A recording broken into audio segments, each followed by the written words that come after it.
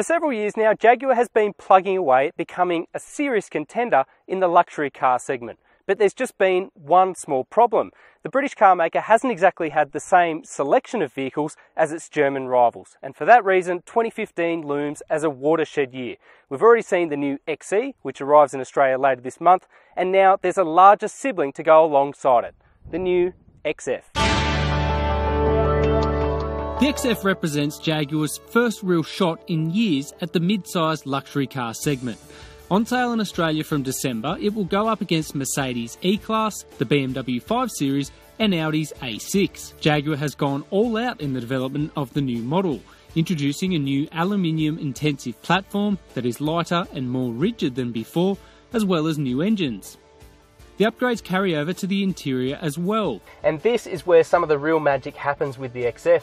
Even though it's 7mm shorter than before, the way that everything's been laid out has actually liberated more space inside the cabin. And there's a few cool technologies too. When you get in, hit the start button, the air vents actually roll around and create a really nice first impression. In addition, the XF scores an optional new digital instrument cluster and 10-inch colour touchscreen. The catch is that the first wave of vehicles to Australia will make do with an analogue instrument cluster and smaller touchscreen until the higher specification technology becomes available around March. It's the sum of all those inclusions that really make this interior impressive. It's bigger than before, it's got some nice Jaguar Land Rover's touches inside, and it's well resolved. It's plush, comfortable and a nice place to be. 4 different engines will be offered in the XF, 2 diesels and 2 petrols. Meanwhile, pricing is set to start from about $80,000. But with the XE now occupying the bottom of the lineup, that's left the XF to its own territory. And it no longer has to straddle 2 separate segments. And this car's actually all the better for it. Jaguar's put quite a lot of work into developing its new aluminium intensive underpinnings, but it's also got the new engines. Now in the way of engines, a lot of the focus has been on the new 2-litre diesel Ingenium, and it is a huge leap over the predecessor. It's smoother, more refined, it's more linear in its acceleration, but it's also much better on fuel, using just 4 litres per 100 k's. Despite the Ingenium's strong credentials, it was the larger 3-litre 6-cylinder turbo diesel that impressed most during the XF's international launch in Spain. With a mammoth 700 Nm of torque on offer, the oil burner is capable of zipping from 0 to 100 in just 6.4 seconds. But it is a really impressive engine. It's forceful, yet really refined and efficient. There's nowhere near as much delay as the smaller 2-litre capacity. And on some of these really cool switchbacks and tight mountain passes, it's actually been a really engaging engine. In addition to that, it offers excellent fuel economy as well. We've seen a figure close to the claim in real life, which is pretty impressive. And all the while, it's been really refined as well. You don't get any of that diesel clatter once you're out on the move. And as I said before, just the overall torque that's on hand there, 700 Nm, it does a really good job of shifting this car's weight. The XF makes key progress in the way it drives. The new underpinnings have endowed Jaguar's midsizer with better torsional rigidity and overall balance, while an electrically assisted steering package offers excellent weighting and feedback. In regards to the rest of the car, well, it's a huge leap forward over the predecessor. There's 2 different suspension packages on offer in the XF, and that will be the same in Australia. The one is the passive damping system, and then you move up to the adaptive damping system that we're in at the moment.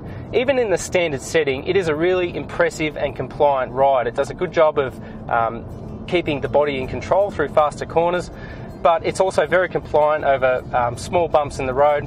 The one criticism is that it can become a little bit floaty over faster undulations. You just notice that weight really sort of compressing the car's suspension.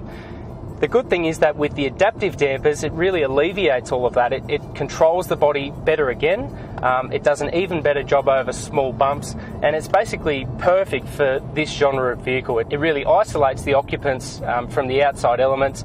It's quiet, refined, everything that you'd expect for this price point. I guess the thing with the XF is that it is a bit of a work in progress. Once Jaguar can get its top spec in-control touchscreen into the vehicle and we finally see that 2-litre petrol Ingenium engine, this thing really has all the hallmarks to be a really great car. Now, no doubt the German rivals are getting better and better as well, but this thing is the closest thing yet that we've seen to those. It's more refined, it's more efficient, but it's also very engaging and fun to drive, and I think it's a key step forward for the Jaguar brand. And when you put it up against the XE, which has become better as well, Jaguar definitely has a more complete offering in both segments. And I think the future bodes pretty well for the British car maker. The XF impressed during our extensive road drive, but an even bigger test of the new engines and architecture came when we took it to the track.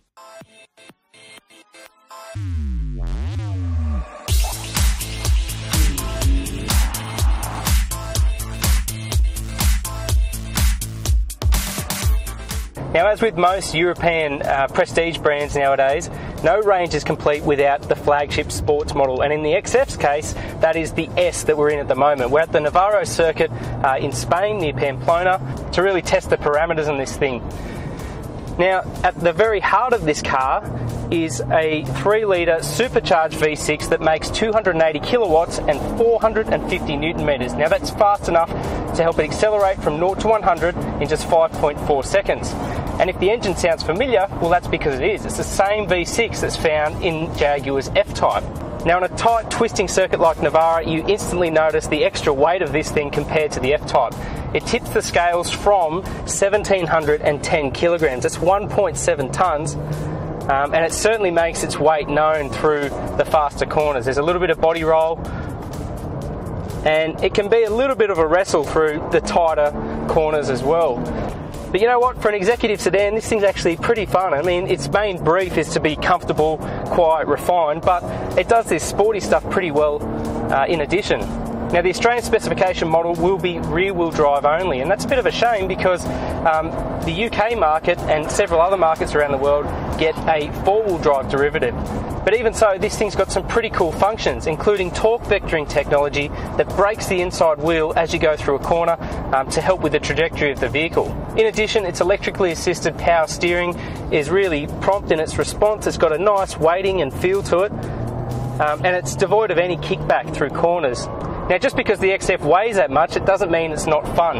Yes, it is a bit of a handful through corners, but you know what? I'm having plenty of fun behind the wheel. It's still a very lively and entertaining car, and while it may not be quite as athletic as the likes of the F-Type, you can still have plenty of fun on it. While the new XF is a huge leap forward for the Jaguar brand, it's still a work in progress. However, you get the feeling that once the right drivetrains and technology does arrive, this thing could be a genuine challenger.